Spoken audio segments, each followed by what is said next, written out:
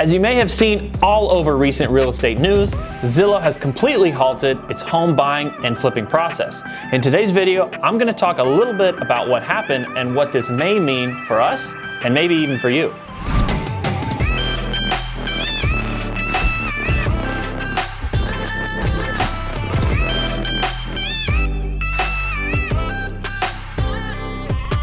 Welcome back to the channel. If you're here for the first time, I'm Jesse, half of the Boeckle brothers. Landon is unfortunately out in the field today walking property, so I'm running the show. If you don't know about us, we are a local real estate flipper here in Las Vegas and have flipped over 300 homes in the last few years. If you want to learn more about real estate investing, flipping, and rentals, you can always learn more on our website, theboecklebrotheracademy.com. So let's talk about how this giant mess got started. In 2018, Zillow announced its plan to start buying homes directly from homeowners with intent to renovate them and sell them for profit. Now, historically, Zillow had been an awesome online platform for buyers and sellers to learn more about real estate that pertained to them and real estate that they wanted to actually go out and buy. Zillow had also been a wonderful friend and ally to all of the real estate agents who were the primary actors in most real estate transactions in historical past. What they allowed buyers to do is do a lot of the searching themselves, and they allowed sellers to go online and find out real estate information without contracting their agent. Now, the agents actually loved Zillow too. Agents were brought leads all over the place. And that was Zillow's primary business practice. This was generating traffic online and selling that traffic to other realtors in the market and advertisers alike. Now, Zillow's decision to jump into the actual home buying process was a huge curveball in their entire business. They thought that they could capitalize a lot more by actually becoming the investor themselves. So upon the initial launch of Zillow Offers, what Zillow actually did was take that buyer and seller traffic that they had generated online and be the middleman in connecting those buyers and sellers to investors like myself, who now got leads of all of these people who were interested in selling their home, and me, on the other hand, interested in buying their home. So this was a great play for Zillow, but all along the way, all they really did was measure the data from investors like myself on where we were purchasing these homes from their end buyers that were generated through their web traffic. Now, fast forward a couple years, all of a sudden Zillow decided to flip the switch, turned off all of those investors that they had partnered with in buying those homes, and actually became the home buyer themselves. Now, as soon as Zillow flipped this switch and became the buyer themselves, they went all in a big way. They started buying thousands and thousands of homes across the country.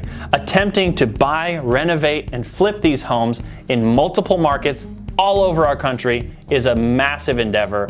And as you may have seen recently, Zillow is now selling off those homes to the tune of a huge loss in the hundreds of millions, even in a single quarter. So needless to say, this did not go as planned. Now, throughout this endeavor, Zillow experienced a lot of problems in the actual flipping of these homes, and here are some reasons why I think they failed. First things first, Zillow was simply paying too much for homes. Paying too much for any investment can spell a disaster from the start, because even if everything goes perfectly right during the flipping process, which we inevitably know never happens, you're essentially setting yourself up for failure by buying too high on your initial entry. Zillow also relied way too heavily on their automated algorithm for valuing properties. Now, this is a great idea to bring tech into the real estate world, but when you're trying to apply a nationwide solution for valuing all properties in the country, you're simply going to miss a lot of details. And that's something, as local flippers here in Las Vegas, we've experienced in our small potatoes of only a few hundred homes in the last few years. There are lots of nuances and details in evaluating and looking at and determining good investment properties that are simply going to get lost when you try to pick and put a blanket approach on every home in the nation. You may know this all too well, and we have shown in many other videos just how inaccurate the Zillow's estimate can be when it comes to using it as a valuation tool. And valuation is something that we really stress on. give me a minute for just a quick plug of the Boeckle Brothers Academy, because there are so many videos and content in there where we go over exactly how to value properties and the nuances for being very good at doing exactly that. So if you want to learn a little bit more about real estate investing, determining values, and buying flips directly off the MLS, you can sign yourself up at theboecklebrothersacademy.com. Okay, back to the elephant in the room. Another reason why I think Zillow failed is because they were technically participating in a little bit of market manipulation. Now, when they went to a seller and said, "I'll buy your house," they're probably going to have to buy that house near the Zillow's estimate. Otherwise, that seller is going to say, "No way, I'm not selling to you."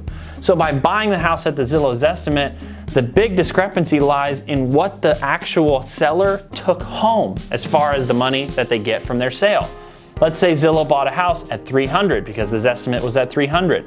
They charge so many administrative fees, repairs, inspection fees, that the seller walked away with a whole lot less than $300,000. Now Zillow has a built-in buffer to go in, renovate the property, and try to sell that finished, upgraded property for more than $300. They did this essentially over and over again in many neighborhoods, raising the prices in that neighborhood to try and manipulate those markets for them to make money. The third reason why I believe Zillow failed at this, and this is actually the public reason that Zillow attributed to their failure, is of course everything that we've been seeing going on in the world right now, our supply issues due to the COVID pandemic. We've seen materials increase in prices. Also, the wait times for those materials increase like crazy. The supply shortages of labor, on top of all the materials, have made flipping much harder than it has been in recent years. Prices go up for your hold times and your interest. Prices go up for your materials and your labor. That can spell disaster if those things aren't attributed for upfront when you buy your investment.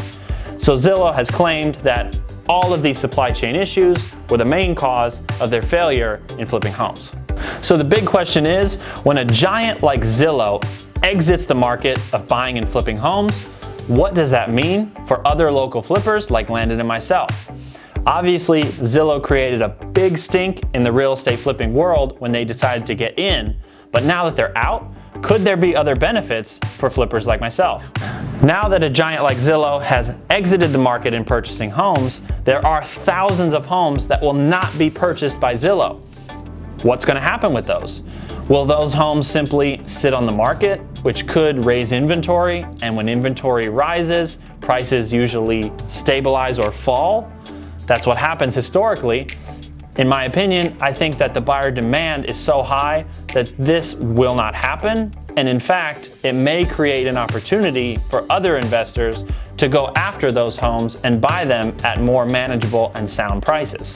Also, now that Zillow isn't overpaying for so many homes, will this cause other iBuyers or other investors like myself to now be able to lower their offer prices because we don't have to compete so heavily with Zillow? Zillow was the one overpaying for so many homes, and now that that offer for sellers doesn't exist, maybe other iBuyers like Open Door or even local buyers like myself can approach sellers with a more manageable offer now that they don't have that overpriced outlet now that Zillow's gone. So those are just a few of my thoughts on what the results will be now that Zillow has exited the flipping market. But I'm interested to know, what do you guys think will be some of the ramifications and results now that Zillow is gone? Of course, I'm just in Vegas, and this is my take on my local market. But I'm interested to know, what market are you guys in? So please drop that in the comments, and what you think the results will be in your local area. So drop a comment below and let me know. On behalf of the Boeckle Brothers, I'm Jesse, and thanks for tuning into this video. Show us a little bit of love and like and subscribe if you would. If you have any other questions, please always reach out to us because we love to send you guys back answers. Other than that, we'll see you on the flip side.